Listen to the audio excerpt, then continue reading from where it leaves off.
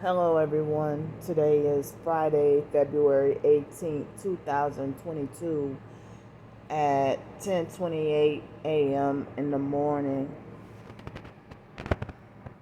Well, I was able to I was so tired that I went to bed at my ideal time last night. So I went to bed at about 10:25 last night. It was just before 10:30, but I couldn't fall asleep until after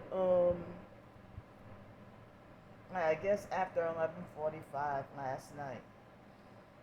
Oh, so I was glad to get to go to like go, I was sleepy and tired, carried over from the night before and the sleep deprivation. So I slept up until I think about 9:30 this morning,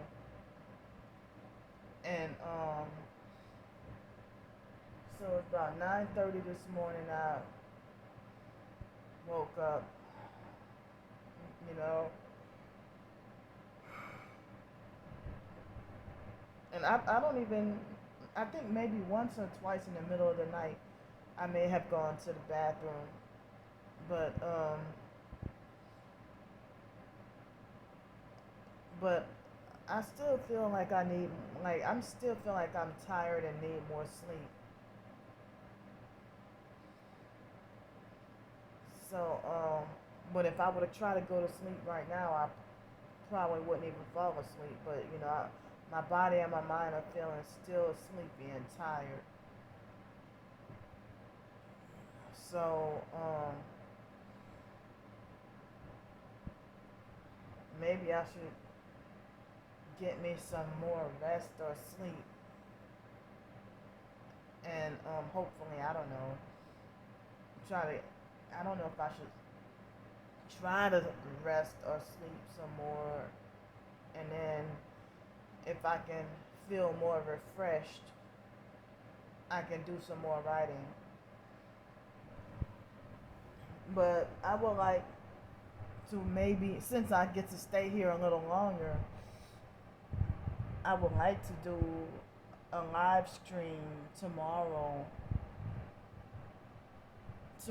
evening. I guess on Saturday evening, if anybody's interested, I would like to do a live stream tomorrow. Uh, Maybe at 7 o'clock in the evening, and just read out a few of my short stories, and but maybe today I plan to write some more. So well, I forgot to mention that yesterday I finally was able to find my activated charcoal pills, and I was finally able to find my charcoal. I knew it was somewhere up in here, so I'm thankful and glad, and I rejoice that I was able to find my charcoal. So I backed off big time on the bentonite clay, because see, when I was taking it, almost the clay alternating between the clay and the charcoal, heal my trying to heal my mouth, and I'm glad I haven't been having that much trouble with the abscess. I guess it's been lying dormant, but certain foods, it seemed like it would trigger it to try to act like it wants to come back. So but a problem that I've been having is ever since I came here, I haven't been able to make bowel movements. I made only maybe on about a few. I'm sorry for TMI, but I'm just saying this for health documentation. but I guess it's been because of the clay and me living off of canned food. But at the other motel, you know, with the even the bentonite clay, I was taking it almost every day, and I was pooping it just about every day. But now here it's like I've been making little to no bowel movements, and so I backed off of the clay for a few days. Sometimes if I back off on it, then I can, but I haven't been having a problem in the other place, but I don't know why I'm having such a problem over here. So, yeah, I need to get to, I need to, I remember, when I was younger, I always hated to make bowel movements and, you know, hated to even have menstruation. But I realized, it's important and healthy, you know, so I know I have been trying to clean out and detox my body and stuff like that. My tooth is still broken, and as I was trying to say that yesterday, I was chewing only on this side, and this side still seemed like as if the teeth slammed in together by accident, and the tooth nearly succeeded at falling out. But I don't have the money or a way to afford a dentist. But yeah, I'm starting to feel a little scared of having no bowel movement for almost a week. And the last one I had was it was kind of very hard, and it wasn't even a big huge one. But I mean, as I said, I've been mostly living off of the canned food and stuff like that. And occasionally, like yesterday, I had a $5 pork meatball sandwich, a Vietnamese pork meatball sandwich from that market around the corner. So, and for dinner, oh yeah, I had just noodles and peas for dinner. I didn't eat anything yet today, but I plan on having oatmeal and oatmeal. I mean, as a first meal, you know, late breakfast, and then later on, guess I got no choice but to have like more sardines or um, when I had the clam chowder the other day, it was I had a hard time trying to chew the clam chowder because of this tooth right here. But I was chewing on this side, and I realized how difficult it is. So I'm having a hard time with that. But another thing I forgot to mention yesterday evening was that another thing I forgot to mention yesterday was that I got another job rejection yesterday. And then I woke up this morning to another job rejection. And out of all those applications I filled out on Indeed.com, I get, mostly ignored. Like most employers don't even respond back. or they don't even look at my application. And some of them, I get the notification that this employer looked at my application, but I never heard anything back, or they don't. But then I just saw another YouTube news video from WKRG saying that, that employers and jobs, that they're hurting for people. I'm like, bullshit. Because I would have had another job a long time ago. And I wouldn't have had to ask, you know, for donations or help with more money to survive, to stay here and stay off the streets.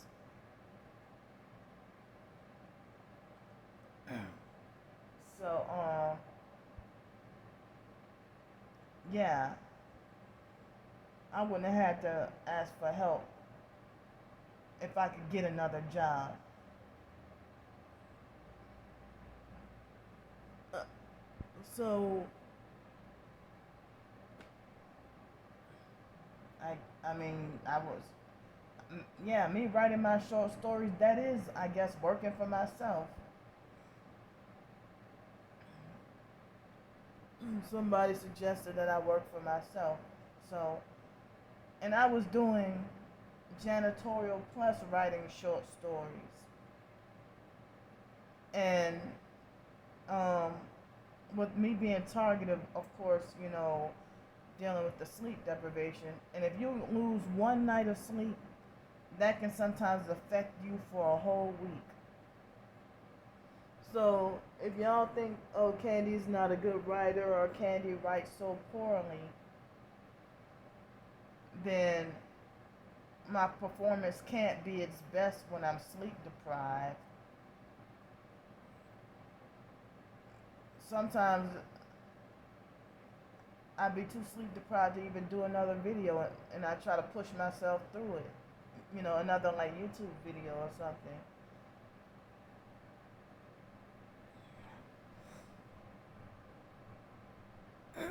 So, I guess this is what I gotta do every week to try to stay off the streets. Because I was talking to another target yesterday, and I was even saying that, when you're homeless on the streets, you get harassed more, and it's easier for them to harass you.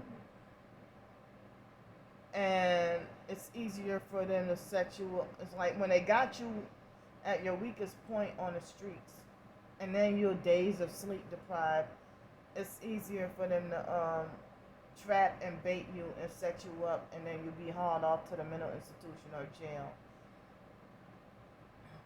But when I have, a roof over my head, even if it's a temporary one like this motel, I can do something like I can do something like be just minding my business, reading the Bible. Like last night, I was trying to read the Bible last night, and then in the middle of my Bible reading, of course, dealing with unwanted, intrusive thoughts. And then I go out, and then I'm interrupted by loud cars and loud bass. And I guess they want to try to get me to come outside and get mad and confront them, so that they can make it like, oh, you're insane, you're crazy, or whatever. And yesterday, I don't know what police activity happened over here last night, but I saw police lights, yeah, it was, yeah, if it's just red, I guess it's ambulance, but if it's red and blue, it's police lights right outside my door. But then, it wasn't like on the main street. It was seemed like as if the lighting came passed right by my door, and I immediately went outside to, or no, I peeked out the window, and they were gone just that quick. So I was a targeted individual and targeted long before I even realized it. But there was always heavy police presence around me when I was living in Los Angeles to keep me frightened and intimidated. And I would have, nightmares throughout the years, have nightmares about the police arresting me and taking me to jail and me being locked up in jail or prison for life.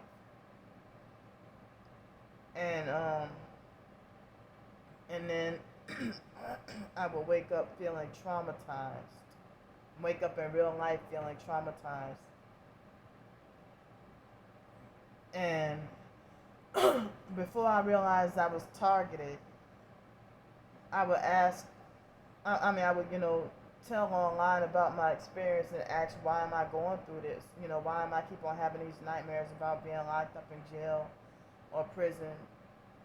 And then people would try to make like there must have been some crime that you committed, or there's something wrong that you did that's heavy on your conscience, or some crime you must have committed, or something you knew you did wrong, or whatever. And it's like, no, I'm innocent. But when I was living in Los Angeles, every time I turned my head to look outside the window, um, there was always a police passing by, like patrolling my house or something. And I've been targeted by Gretna police living in Gretna, Louisiana, where I grew up at in foster care. I mean, I didn't realize I was even targeted by Gretna police back then. And then sometimes my twin sister would get abused from Gretna police or whatever because they thought she was me and got us mixed up. So, I can tell us apart. But I remember our super original birth certificate said that we're identical. But the biological family wanted to say that we're fraternal. But certain childhood pictures, I got us mixed up and couldn't even tell us apart, or got confused. But as adults, I know myself from her, you know. But um, there was always this, even after I turned 18, this talk about me running away. But it's like, in foster care, if I'm of age, 18, 19, 20, and old enough to go to college and then been to college, and then 18, 19, 20 years old, living underneath the foster mom's roof, and then if I go around the corner to the store, to the Circle K around the corner 2 blocks away, then there's still this talk about, oh, Candy ran away. Or the Smelly Craft, John Kraft from the the Masonic Smelly Craft family, well, lied to the foster mom saying that he caught me cuffed up with some man. And I'm like, y'all, you projecting your relatives' whoredom onto me.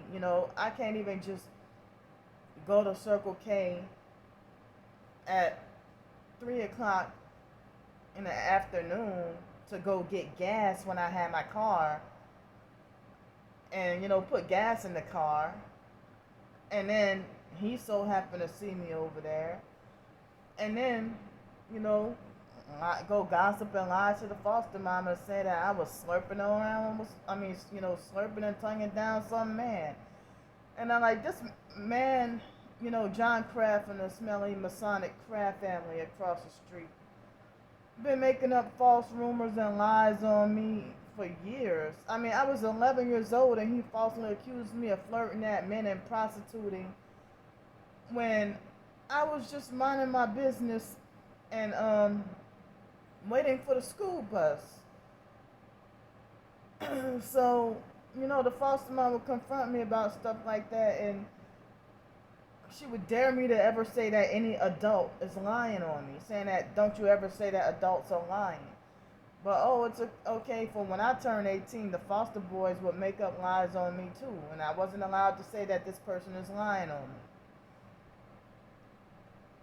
me. It's like I would get a whole bunch of false accusations and from, you know, every corner.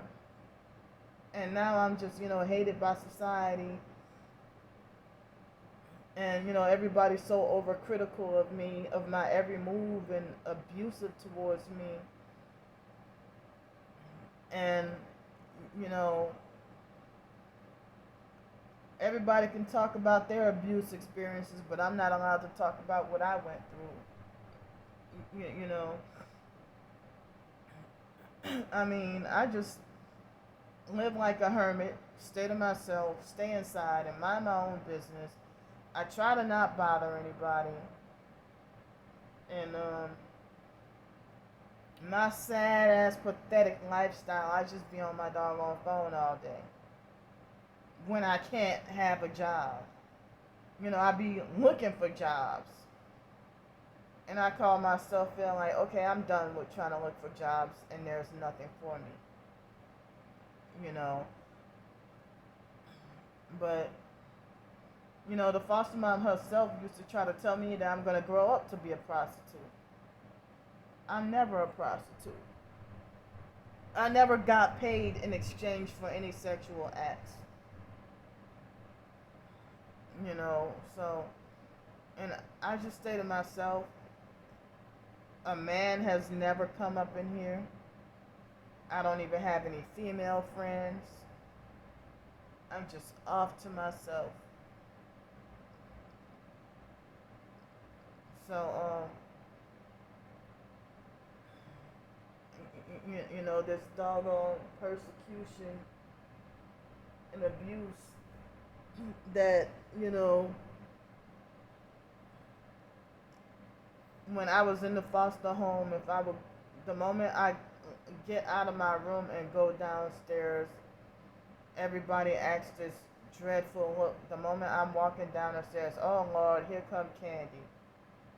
And I haven't even done or said anything. People just hate my doggone presence. They hate my presence in the room.